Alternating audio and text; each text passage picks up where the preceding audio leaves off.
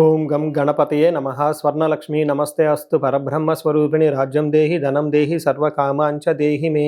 స్వర్ణలక్ష్మి అమ్మవారు ప్రతి ఒక్కళ్ళకి ప్రతి నిమిషం చక్కగా ఆనందంగా మనం అందరం ఉండే విధంగా ఆశీర్వదించాలని, దానితో పాటు మనందరికీ ఒక అధికారము, పవరు, స్టేటస్ ఉండాలని, దానితో పాటు మనందరికీ సమృద్ధిగా ధనంతో పాటు మన అందరికీ మనలో ఉన్న అనేక రకాల కోరికలు కూడా తక్షణమే అమ్మవారు మనకి నెరవేర్చేలాగా మనకు అమ్మవారి యొక్క కరుణాకృప మన మీద ఉండాలని చెప్పేసి అమ్మవారిని ప్రార్థిస్తూ సెప్టెంబర్ మాసం యొక్క రాశి ఫలాలు ఎలా ఉన్నాయో మనం చూసుకుందాం. సెప్టెంబర్ మాసం యొక్క రాశి ఫలాలు ఎలా ఉన్నాయో మనం చూద్దాం.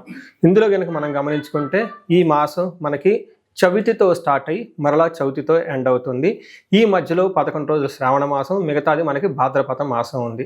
ఈ మాసంలో మొత్తం టోటల్గా ఈ సెప్టెంబర్ మంత్లో మనకి కొన్ని ముఖ్యమైన రోజులు ఉన్నాయి. ఇవి ప్రతి ఒక్కళ్ళు సెలబ్రేట్ చేసుకోవాలని, అందరూ ఆనందంగా ఉత్సాహంగా ఉండాలని చెప్పేసి నేను కోరుకుంటున్నాను. అందులో ముఖ్యంగా ఫస్ట్ పండగ మనం చేసుకోవాల్సింది శ్రీకృష్ణ జన్మాష్టమి. సెకండ్ది పోలాల అమావాస్య. అంటే అది చాలా చాలా ముఖ్యమైన పండుగ. అమ్మవారు చాలా ఈజీగా మనందరికీ ఈజీగా వరాలు ఇచ్చే అమ్మవారిని మనం చెప్పుకోవాలి. ఎవరికైతే పిల్లలు చనిపోతూ ఉన్నారో, పిల్లలు సరిగ్గా ఎదగటం లేదో, ధనం మన ఇంట్లో ఉండటం లేదో, ఈ పండగ జరుపుకోవాలి, ఈ పోలాల అమావాస్య అని చెప్పేసి నేను కోరుకుంటున్నాను. తర్వాత మనకి భాద్రపద మాసం స్టార్ట్ అవతంతోటే మనకి వినాయక చవితి స్టార్ట్ అవుతుంటుంది. దాని తర్వాత ఇంకొకటి ముఖ్యమైన విషయం ఏంటంటే నేను అందరూ గమనించుకోవాల్సింది, మనకి పితృపక్షాలు స్టార్ట్ అవుతున్నాయి. వీటిని మహాలయ పక్షాలు అంటారు. అది 27వ తారీఖు నుంచి స్టార్ట్ అవుతుంది. ఈ పితృపక్షాలు ముఖ్యంగా ఎవరైతే అధికారం రాకుండా, ప్రమోషన్స్ రాకుండా, ఉద్యోగంలో ఆటంకాలు పడుతుందా, తల్లికి పిల్లలకి మధ్య గొడవలు వస్తూ ఉన్నాయా, ఎవరైతే లైఫ్లో స్టాగ్నేటెడ్గా గ్రోత్ లేకుండా ఉన్నారో, మీ ఇండివిజువల్ జాతకంలో పితృదోషం ఉన్నా, కాలసర్ప దోషం ఉన్నా, త్రిపిండి దోషం ఉన్నా కానీ ఇలాంటి వాళ్ళు ముఖ్యంగా ఈ యొక్క పితృపక్షాల సమయాన్ని సద్వినియోగం చేసుకొని పితృదేవతలకు ఆశీర్వాదం తీసుకొని తద్వారా మీ పిల్లలకి శ్రేయస్సుకు ప్లస్ వారికి సరిపడిన ధనం అంతా మీకు రావాలని చెప్పేసి నేను కోరుకుంటున్నాను. అందుకని పితృపక్షాలను ప్రతి ఒక్కళ్ళు సెలబ్రేట్ చేసుకోవాలని చెప్పేసి నేను కోరుకుంటున్నాను. ఇవి అంతా ఒక ఎత్తు అయితే, జ్యోతిష శాస్త్రంలో మనకి సెప్టెంబర్ మంత్లో 4 గ్రహాలు మారుతూ ఉన్నాయండి. ఈ 4 గ్రహాల యొక్క ప్రభావం 12 రాసుల వారికి ఎలా ఉందో మనం చూద్దాం. ముందులో మారే గ్రహాలు ఏంటి మనం చూసుకుంటే, శుక్రుడు వచ్చేటప్పటికి సెప్టెంబర్ 2న, బుధుడు సెప్టెంబర్ 7న, అలానే సూర్యుడు వచ్చేటప్పటికి సెప్టెంబర్ 17th, తర్వాత కుజుడు వచ్చేటప్పటికి సెప్టెంబర్ 18th.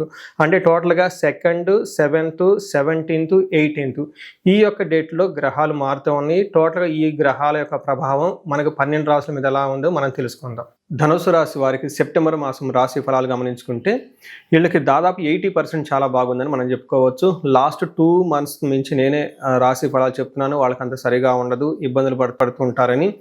అదేవిధంగా ధనుసు రాశి వారి నుంచి చాలా ఫోన్ కాల్స్ కూడా దాదాపు నాకు ఇదే విధంగా వచ్చినాయండి. చాలామంది జాబులు కోల్పోవటం, భార్యాభర్తల మధ్య విపరీతంగా గొడవలు పడటం, ఎన్ఆర్ఐలో ఉన్న వాళ్ళు ఎవరైతే ఇండియాకి రావాలనుకోవటం, లేదంటే ఇండియా నుంచి వెళ్ళే వాళ్ళకి సరిగ్గా వీసాలు రాకపోవటం, ఇలా చాలా ఎక్కువ కాల్స్ కూడా వచ్చినాయండి. లాస్ట్ 2 months నుంచి నేను ధనుసు రాశి వారికి జాగ్రత్తగా ఉండాలని చెప్తూ ఉన్నాను.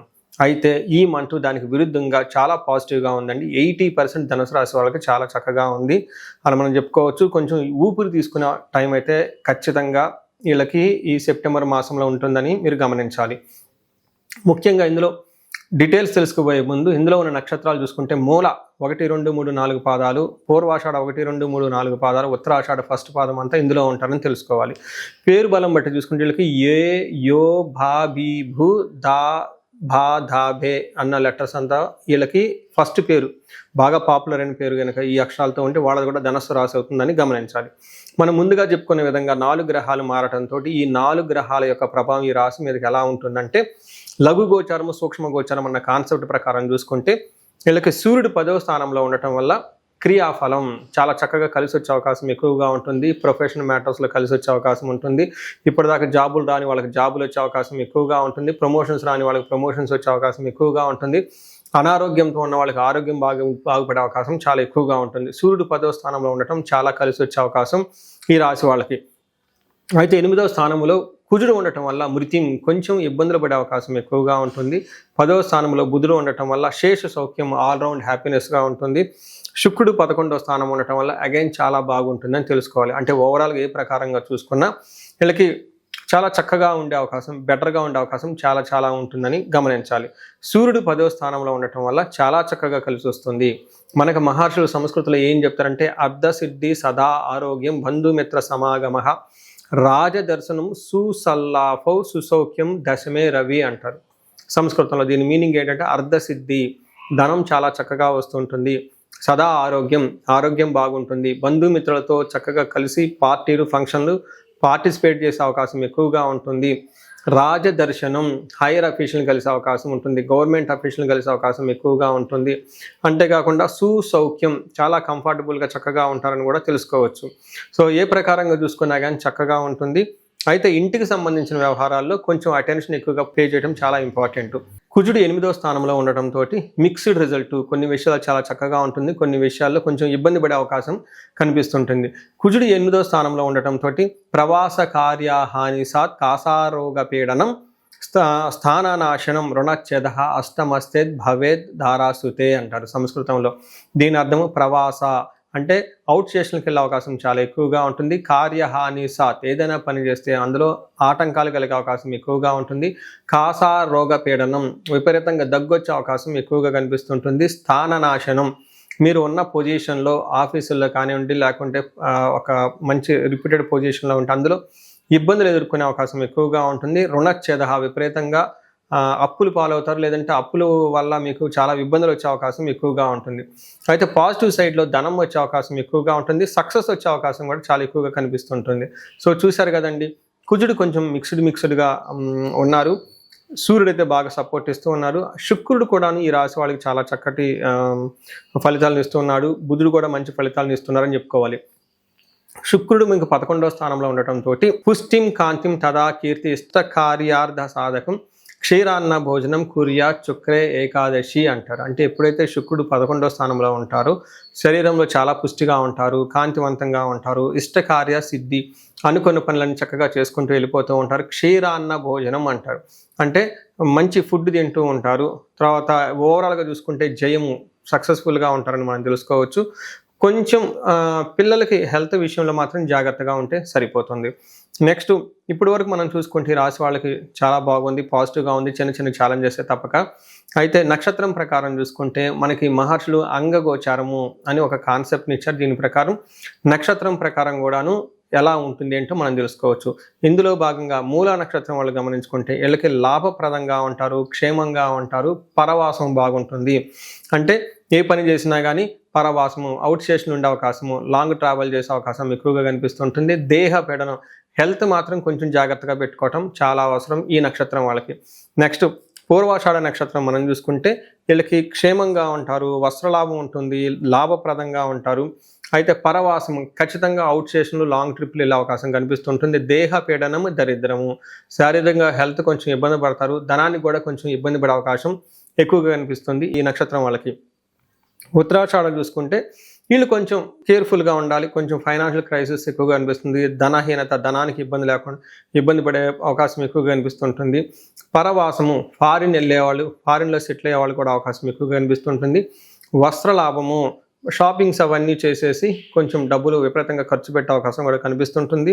సో మనం చూసుకుంటే మూల, పూర్వాషాఢ, ఉత్తరాషాఢ నక్షత్రం వాళ్ళు కొంచెం కేర్ఫుల్గా ఉండటం ఎంతైనా అవసరం. సో ఈ రాశి పెట్టి మనం చూసుకుంటే పూర్వాషాఢ నక్షత్రం వాళ్ళకి కొంచెం మానసికంగా టెన్షన్స్ అధికంగా కనిపిస్తూ ఉంటుంది. మూలా నక్షత్రం వాళ్ళు కూడా కొంచెం హెల్త్ జాగ్రత్తగా పెట్టుకోవటం ఎంతైనా అవసరం. సో ఈ రాశి వాళ్ళు మనం పరిహారం కనుక చూసుకుంటే ఎక్కువగా కుజుడు వీళ్ళకి 8th హౌస్లో ఉండి ఇబ్బందులు పెడుతూ ఉన్నారు కాబట్టి సుబ్రహ్మణ్యేశ్వర స్వామి ఆరాధన చేసిన, కందులు 1 కేజీ బావు మంగళవారం రోజు దానం చేసిన, లేదంటే కుజగ్రహానికి సంబంధించిన సంపూర్ణమైన శాంతి పూజలు చేసుకుంటూ ఉన్నా, ఇంకా మీకు ఏదైనా కనుక ఇండివిజువల్గా ప్రాబ్లమ్స్ మీకు ఫేస్ చేస్తుంటే మన్యు పాశుపత అభిషేకం చేసుకుంటే తద్వారా మీకు ధనలాభము, కార్యజయము, నెక్స్ట్ శత్రునాశనం అయ్యి చక్కగా జీవితంలో వృద్ధి వచ్చే అవకాశం ఎక్కువగా ఉంటుంది. సో ఇది మీకు ఇండివిజువల్గా హారోస్కోప్ కూడా ఒకసారి చూపించుకుంటే ఈ రాశి వాళ్ళకి అర్ధాష్టమ శనితో బాధలు పడుతూ ఉన్నారు.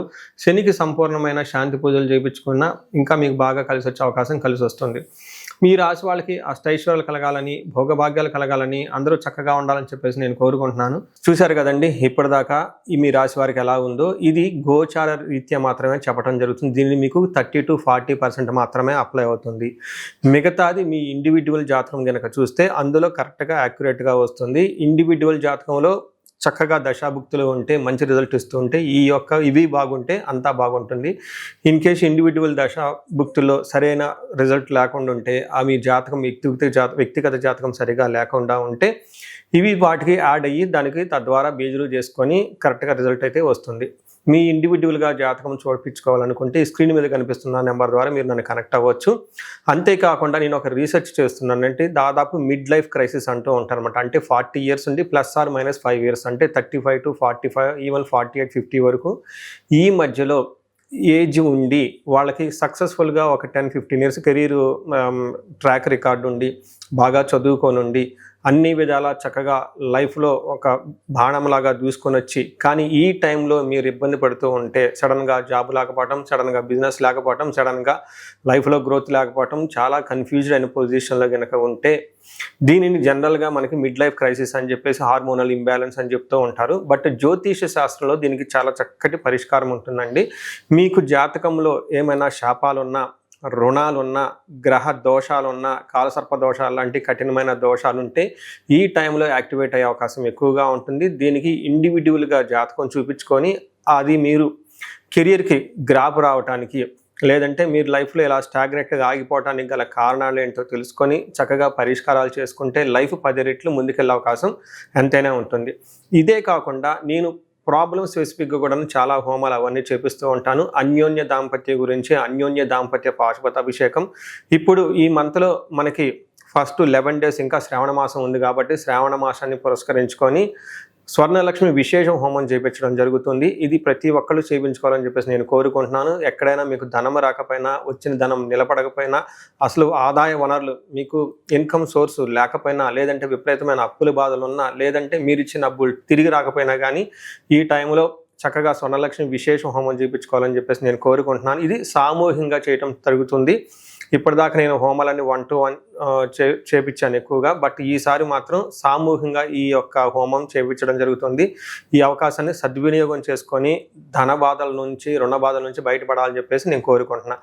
అంతేకాకుండా ఎవరికైతే హెల్త్ బాగోలేకపోతే మృత్యుంజయ హోమం చేయించుకోవటము, భార్యాభర్తలకు ఇందాక మీరు చెప్పిన విధంగా విశ్వావసు గంధర్వరాజ హోమం చేయించుకోవటం, ఇలా మన్యు పాశుపత అభిషేకం, చండీ హోమము, సుదర్శన హోమము, ఇలాంటి ఎన్ని హోమాలైనా కానీ మీరు ఎక్కడైనా కనుక లైఫ్లో ఆగిపోయినట్లు అనిపిస్తే మీ ప్రాబ్లమ్ స్పెసిఫిక్గా కూడా హోమాలు, పూజలు చేయించడం జరుగుతుంది. సో మీరు లైఫ్లో ఎక్కడ ఆగకుండా ఉండాలని, జీవితంలో 3 పువ్వులు 6 కాయలుగా సాగిపోవాలని, మీకు అష్టలక్ష్మీలు చక్కగా కలిసి ఉండాలని చెప్పేసి నేను కోరుకుంటున్నాను. మీ అందరికీ అష్టైశ్వర్యాలు కలగాలని, భోగభాగ్యాలని కోరుకుంటున్నాను. నమస్కారం.